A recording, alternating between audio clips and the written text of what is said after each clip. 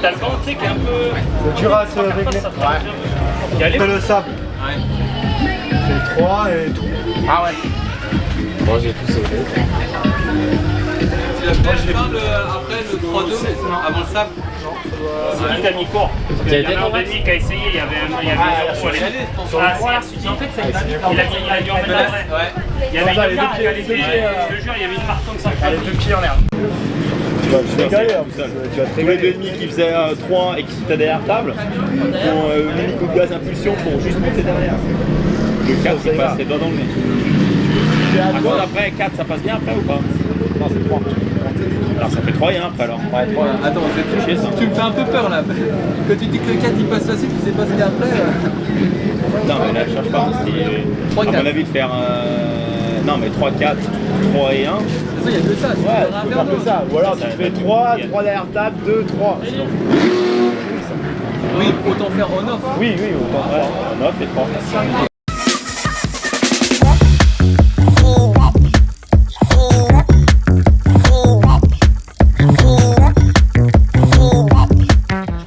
J'ai commencé à l'âge de 6 ans. Je suis 2 fois champion de France mini-vert, champion de France cadet. Et je suis vice-champion d'Europe en 80. Puis voilà. J'ai commencé à 6 ans la moto avec une LEM, la marque, et voilà. Et après j'ai attaqué le championnat de France en 2006. J'avais fait une épreuve où j'avais fait 3e et du coup de là on s'était dit bah l'année suivante on va faire tout le championnat complet. Donc à partir de 2007 j'ai attaqué le mini-vert en 85. Du coup en 2007 j'ai terminé 3e du mini-vert. 2008, ensuite j'ai fait le cadet où je termine 5e je crois, et 2009 j'ai été champion de France cadet en 85. Alors j'ai commencé la moto à l'âge de 3 ans et puis les compétitions à l'âge de 6 qui est l'âge légal pour commencer les courses en France. Mon palmarès chez les jeunes, j'ai été champion de France mini-vert à 85 et ensuite on va dire de la catégorie minime jusqu'au junior en 125, j'ai toujours été parmi les 3 premiers du championnat de France.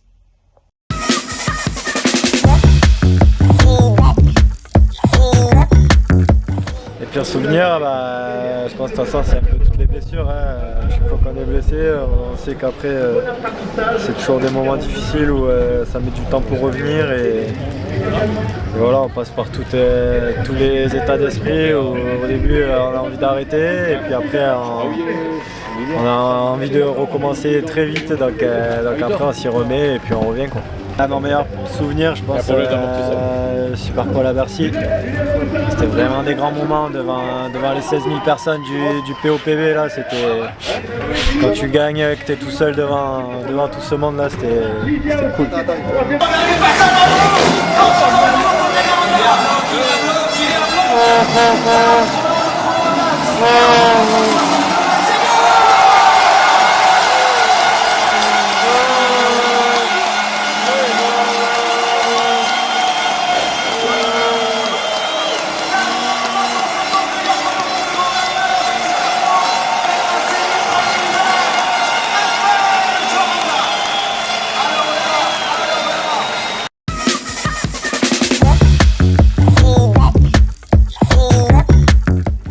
ouais, j'ai décalpé un petit peu plus haut parce que je suis pas très grand et voilà, on avait essayé ça avec Lilian et Serge dans l'entraînement et je m'étais senti mieux sur la moto, donc du coup on est resté là-dessus et voilà, ça fait bientôt 2 ou 3 ans ouais, que je roule comme ça.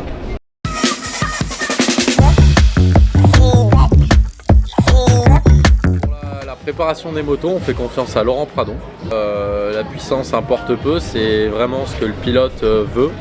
Il y a des pilotes qui veulent beaucoup de bas, beaucoup de haut, donc la puissance, on part pas là-dessus, mais on part sur le comportement et la façon dont le pilote veut sa moto.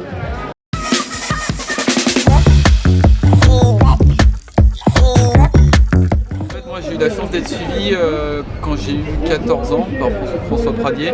Enfin, auparavant, j'avais Thibaut Munier avec qui je faisais les stages. Et ensuite, c'est François qui a pris le rôle d'entraîneur pour moi et qui m'a accompagné en championnat de France jusqu'au championnat d'Europe. Et après, voilà, je me suis débrouillé un petit peu tout seul. Après, j'ai eu plusieurs entraîneurs avec Bruno Lozito, Jackie Vimon, j'ai eu Thierry Van Den Bosch, donc j'ai eu pas mal d'entraîneurs. Et non, c'était cool de pouvoir travailler avec tous ces bons entraîneurs parce que voilà, ils entraînent les top pilotes. Donc non, pour moi, c'est important d'avoir quelqu'un derrière ça. Et actuellement, voilà, dans l'équipe, on a Didier Rochette qui bosse pour nous. Donc voilà, je travaille avec lui et avec François. Donc une bonne petite équipe pour espérer avoir des bons résultats.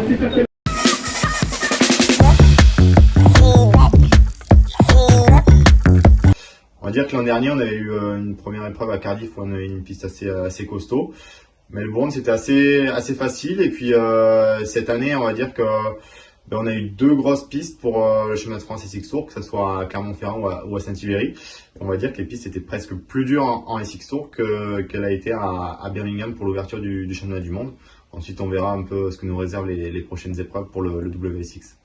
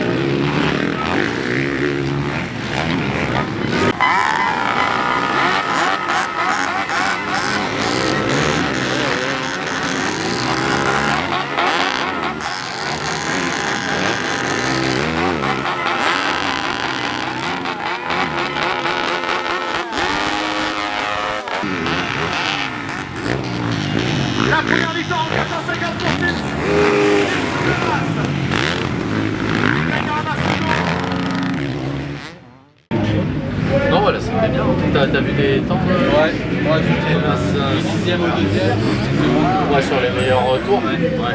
C'est quoi, 52,8 le meilleur?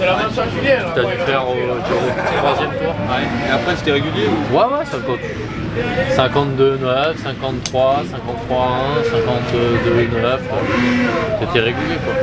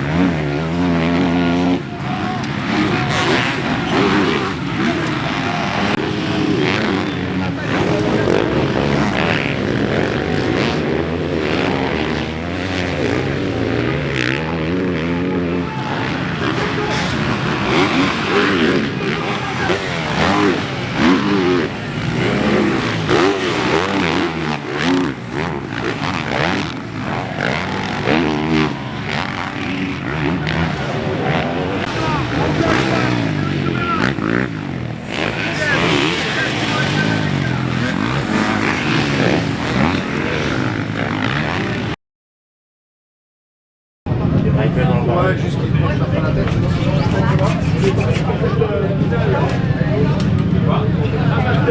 Bon allez, mais c'est pas gros là. C'est pas plus gros là. Vous partez juste après les amateurs? Vous partez juste après les amateurs? Direct là? Ouais, je pense qu'il fait ça.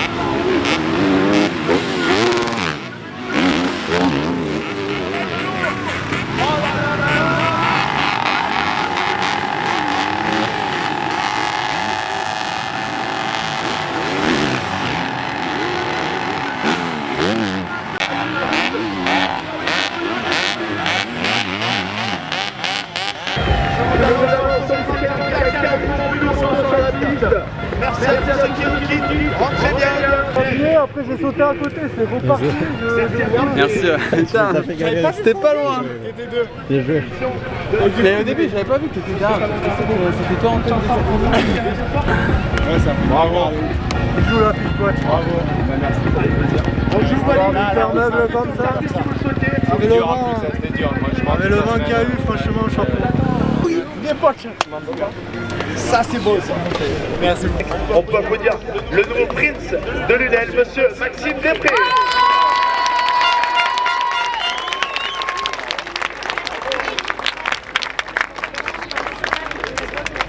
Pour le titre de King of CMX Race, mesdames et messieurs, monsieur Grégory Aranda.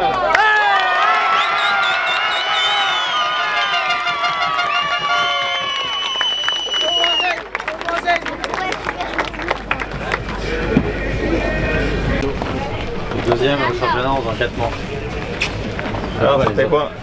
C'était quoi la course? Je sais pas, mais en tout cas, c'était vraiment mieux. Il était un peu sèche au début, mais après, il arrivait à faire des virages. J'ai arrivé à rester debout là où tu m'as dit et tout allait bien. J'en avais sous le coude et j'étais pas essoufflé. Sensation de sèchement, elle est plus à la sensation qu'elle me descendait, elle me faisait à chaque fois un truc comme ça. Il va démonter de toute façon. Tu vois, celle-là restait plus même dans les hauts. L'avant. Belle soirée pour cette clôture de la Pro X6. Beaucoup cumulé des 3 pilotes. Greg qui s'impose en super finale, de belles manches, 2 fois deuxième, premier temps chrono. Des soucis un petit peu de feeling avec la fourche, on a fait des modifs, on a travaillé dessus avec Peter de 4,42 pour changer ça pour la finale et ça a payé. Max a été royal, il est vraiment super à l'aise sur la 250, 2 manches, plus il a mené à un long moment la finale avec la formule des données qui partent avant sur la Pro X6. Il se fait doubler sur la fin par Greg et puis par Cédric Soberas dans quasiment le dernier virage, donc il fait 3 de la super finale avec les 4,5. Vraiment dommage qu'on ait un souci mécanique avec la moto à Châteauneuf. En tout cas on bosse bien, et puis Thomas qui fait quand même 3 de la journée, un peu plus de difficultés notamment sur la dernière manche, chaque fois 3e sur les finales, donc on est bien, en Supercross ça se passe vraiment bien, on a pas mal de testing à refaire là, avec Maxime on a pas mal retravaillé sur les motos, Thomas est très content, il faut qu'on bosse plus avec Greg parce qu'il veut qu'on améliore la moto, donc ça va être l'objectif des futures semaines.